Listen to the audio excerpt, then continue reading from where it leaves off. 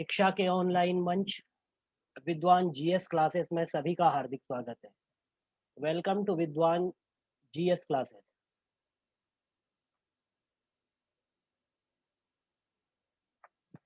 आज हम बात करेंगे वैदिक काल पर। वैदिक काल को दो भागों में बांटा जाता है, एक पूर्व वैदिक काल और दूसरा उत्तर वैदिक काल। वैदिक काल के विषय में जब भी आप इंफॉर्मेशन लेने के लिए जाएंगे, जब भी आपको इंफॉर्मेशन दी जाएगी, तो वह जो है कहीं ना कहीं से प्रक्षिप्त होती है। प्रक्षिप्त का मतलब है जोड़ी भी होती है, या फिर वह इंफॉर्मेशन आपको जो है पूरी तरीके से ठीक ठाक नहीं दी जाती है। इसका सबसे बड़ा कारण जो है संस्कृत का ज्ञान ना होना। क्योंकि आपको यदि पढ़ाने वाला संस्कृत को नहीं जानता होगा या थोड़ा बहुत उसने नहीं पढ़ा होगा उस चीज़ को, तो आपको जो है ठीक-ठाक ज्ञान नहीं दे पाएगा।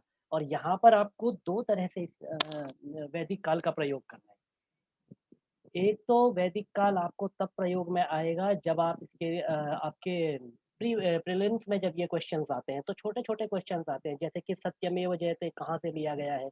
उपनिषदों की संख्या कितनी है? अच्छा, सबसे ज़्यादा विवाद इसी पर है, उपनिषदों की संख्या कितनी है? आप पिछले 10 साल का पेपर उठा करके देखिए, ये प्रश्न पूछा गया है उपनिषदों की संख्या कितनी है? और जो उसका आंसर दे कर के आए, जो उत्तर दे कर के आए हैं, उन लोगों ने जो है जो भी आजकल चल रहा है कि इतनी है, अपनी तरफ से बता देते हैं, उस हिसाब से आंसर दे कर के आए। अच्छा, वो ऑप्शन में भी होता है, तो उनको अंक नहीं मिले। उपनिषद पर कमेंट्री जो व्याख्या है वह किसने लिखी है उपनिषदों पर? कई जगह आपको प्रश्न मिलता है कि महाभारत किसका पार्ट है? और विद्वान लोग वहाँ पर उत्तर देने का प्रयास करते हैं कि महाभारत गीता का पार्ट है। अरे मूर्खों, महाभारत गीता का पार्ट नहीं है, गीता महाभारत का पार्ट है।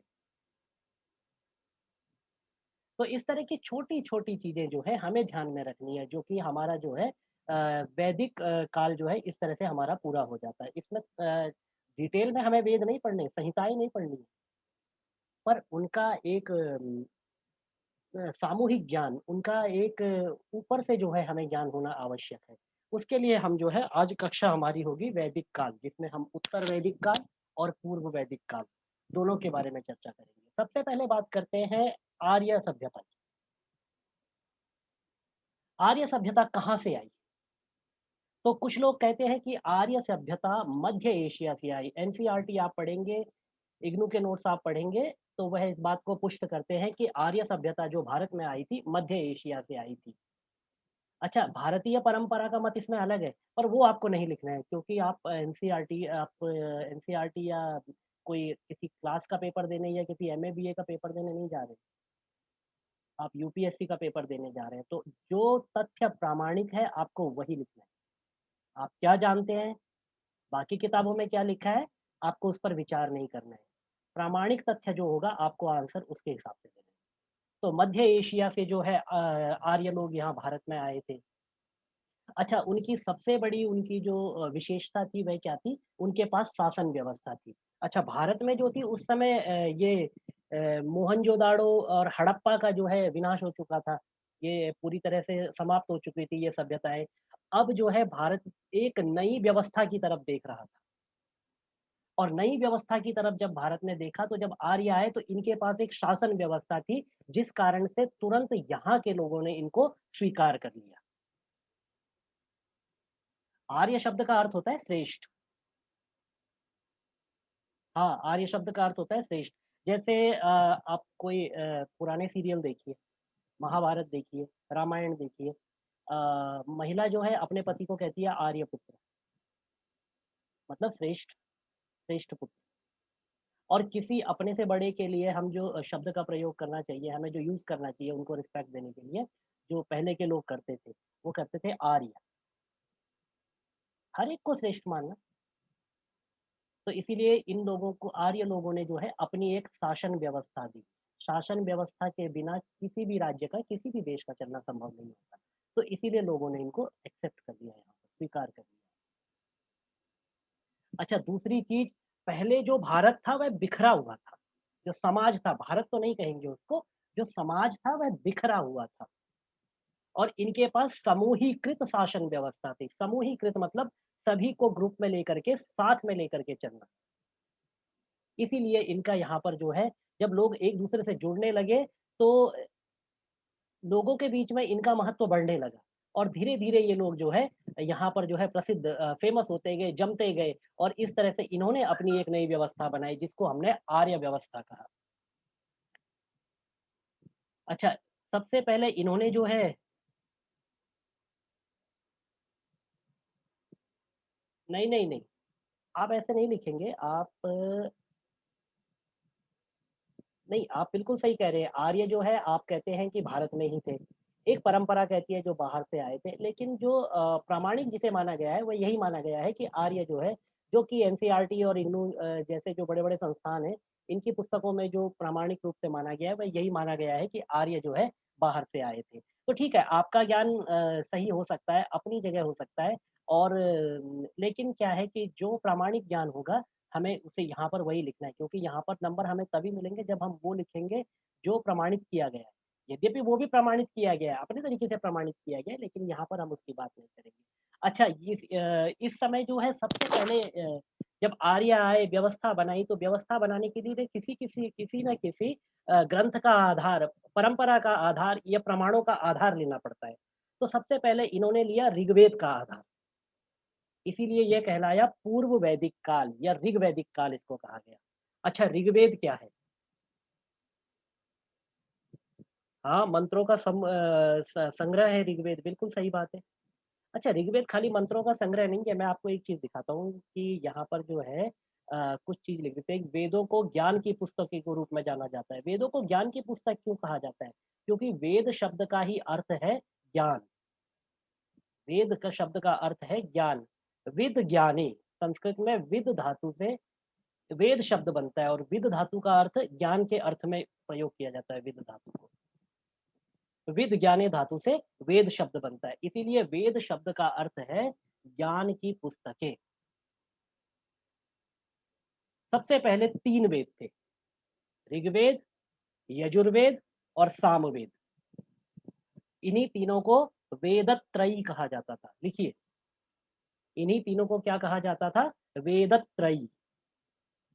अच्छा वेदत्रयी कठिन लग रहा है, लिखिए वेद त्रयी। कभी-कभी आप ऐसी बातें करते हैं, छोटे बच्चों की तरह इमला लिखा है आपने।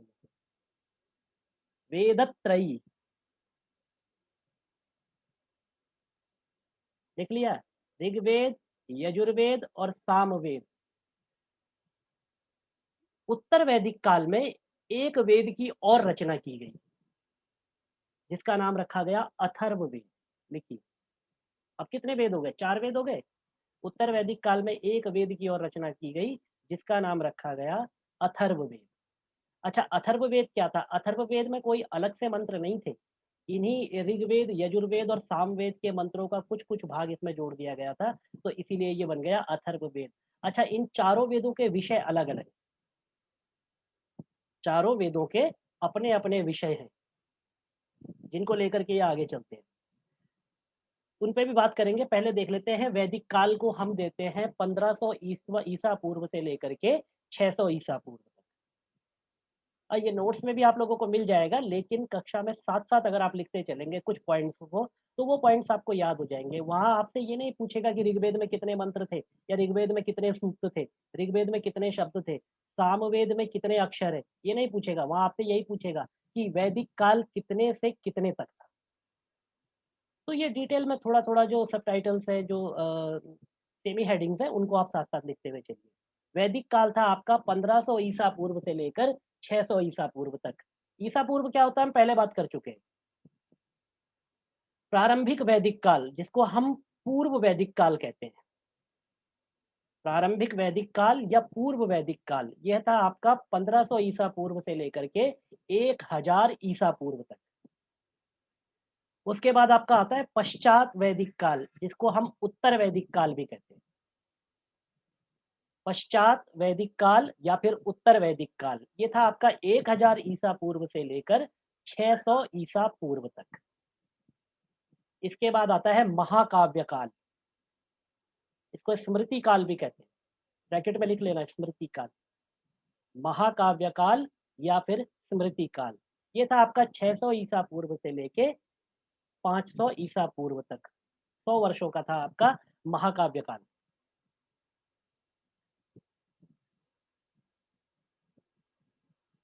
अच्छा, अब समझते हैं सबसे पहले आर्य भारत में आए, ये सब हुआ। आर्य जो आए थे 1500 ईसा पूर्व से 600 ईसा पूर्व तक, आर्यों का आगमन भारत में हुआ। ये जो समय था जिस समय आर्यों ने भारत में एंट्री ली, इसके बाद आप देखिए कि भारत के उत्तरी भारत के जो बड़े-बड़े मैदान थे, वहाँ पर आकर के इन्होंने अपना डेरा डाला। वहाँ आकर के ये सबसे पहले बसे। अच्छा, अब यहाँ पर एक चीज़ आपको जाननी है कि ये जो सामान्य ये जो काल है 1500 ईसा पूर्व से लेके 600 ईसा पूर्व तक, इस पर सर्वसम्मति से यह काल माना गया है। इसके अलावा कई बार परीक्षा में आपसे प्रश्न पूछा जाता है कि किसके अनुसार वैदिक काल कितना था, किसी दूसरे आचार्य के अनुसार, किसी दूसरे विद्वान के अनुसार वैदिक काल का जो है समय क्या था? तो अपने-अपने हिसाब से उन्होंने अपने-अपने समय दिए। तो एक बार लिख लीजिए, मैक्स मूलर के अनुसार लिखिए सबसे पहले। मैक्स मूलर के अनुसार वैदिक काल था 1200 ईसा पूर्व में। मैक्स मूलर के अनुसार वैदिक काल था 1200 ईसा पूर्व में। एक विद्वान थे जैकोबी, भारतीय नहीं है। अरे भारत के ग्रंथों पर जितना विदेशियों ने जो है शोध किया है, उतना भारतीयों ने नहीं किया है। एक जर्मन विद्वान है गेटे।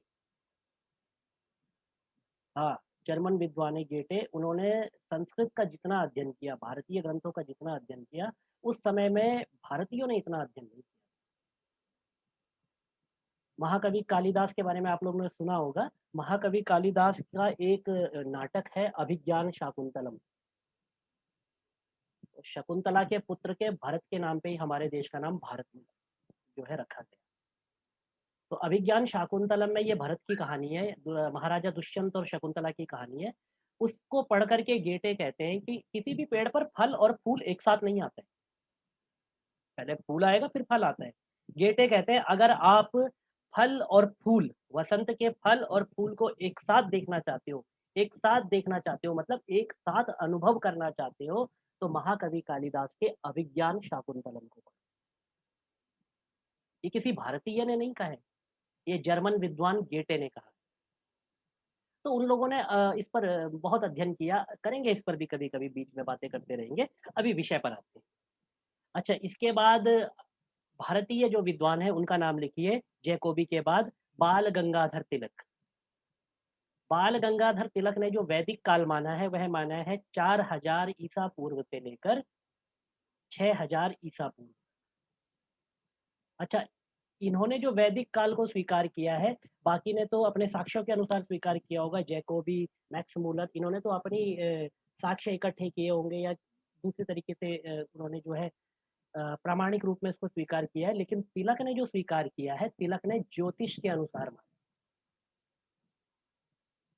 ज्योतिष के अनुसार कैसे माने? नहीं, नहीं, कोई उन्होंने जन्मपत्री नहीं देखी किसी की।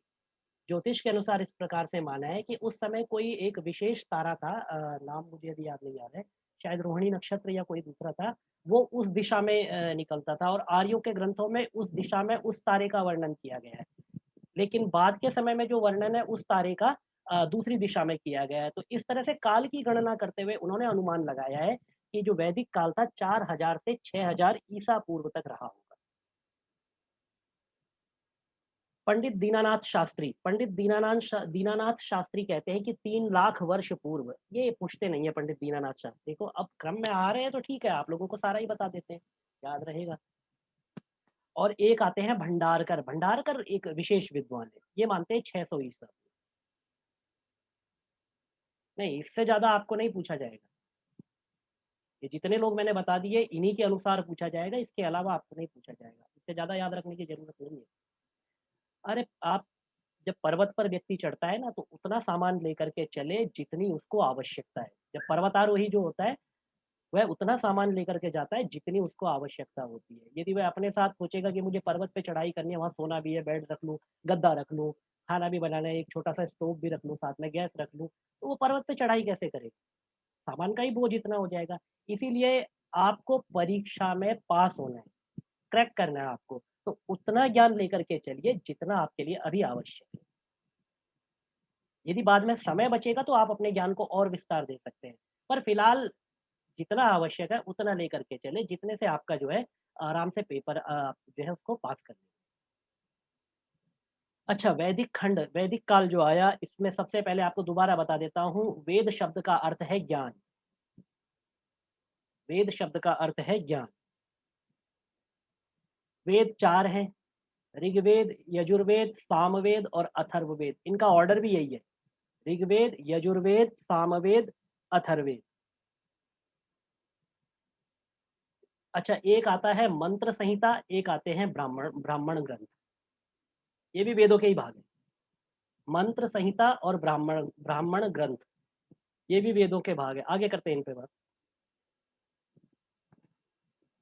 नहीं नहीं, आपको जो है इतना डिटेल में वैदिक शास्त्र पढ़ने की आवश्यकता नहीं है। आप सिर्फ उतना पढ़िए जितना आपको परीक्षा में पूछा जाए। वही मैंने कहा ना, अगर बचेंद्री पाल भी ये सोचते कि मुझे पर्वत पर जाना है, बहुत सारा सामान लेकर के चला जाऊं क्योंकि रहना खाना सोना सब कुछ करना है, तो पर्वत पे नहीं चढ़ पाते, सामान ही संभालते रह जाते।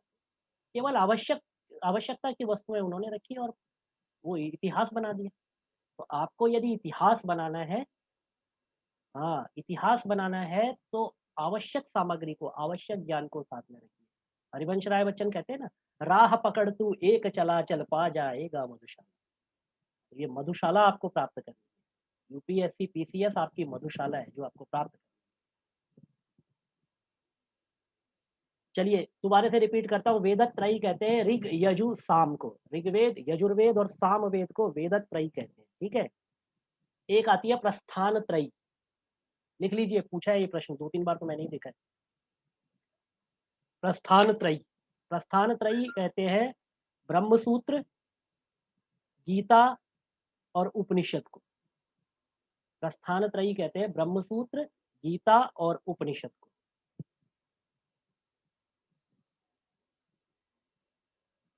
अच्छा, उपनिषद कितनी है? उपनिषद शब्द का अर्थ क्या होता है? उपनिषद शब्द उप, नी और शदलरी गतौ धातु है। उप मतलब समीप में, समीप में जाकर के, गुरु के समीप, गुरु के पास जाकर के अध्ययन करना उपनिषद है। अच्छा, अब ऋग्वेद की बात करते हैं। ऋग्वेद में जो है ऋचाओं का समूह है, 10,580, और उसके बाद 1/4, मतलब एक मंत्र और है जो कि 1/4 है। 10,580 और एक मंत्र और 1/4, 10,580.14, इतने इसमें मंत्र हैं। और 1,028 इसमें सूक्त हैं। 1,017 तो ऋग्वैदिक सूक्त है, और 11 सूक्त जो है बाल खिल्य सूक्त बोलते हैं उनको। 11 सूक्त जो है बाल खिल्य सूक्त। ये अलग से प्रश्न आता है, बाल खिल्य सूक्तों की संख्या कितनी है। हाँ, नहीं, मैं जो भी बता रहा हूँ मैं ये सोच करके बता रहा हूँ कि आपसे प्रश्न वह पूछा गया है पहले या नहीं, ऐसे ही खाली नहीं। तो लिखते जाइए साथ साथ, सब कुछ नोट्स में नहीं मिलेगा। बहुत कुछ ऐसा होता है कि जब हम लेके आपके साथ में डिस्कस करने बैठ गए तो चीज़ें याद आती है, वो भी आपको बताई जा रही है। इतना लिखा। अच्छा, ऋग्वेद की शाखाएं कितनी है? ऋग्वेद की शाखाएं जो है 21 शाखाएं। ऋग्वेद, ऋग्वेद की 21 शाखाएं।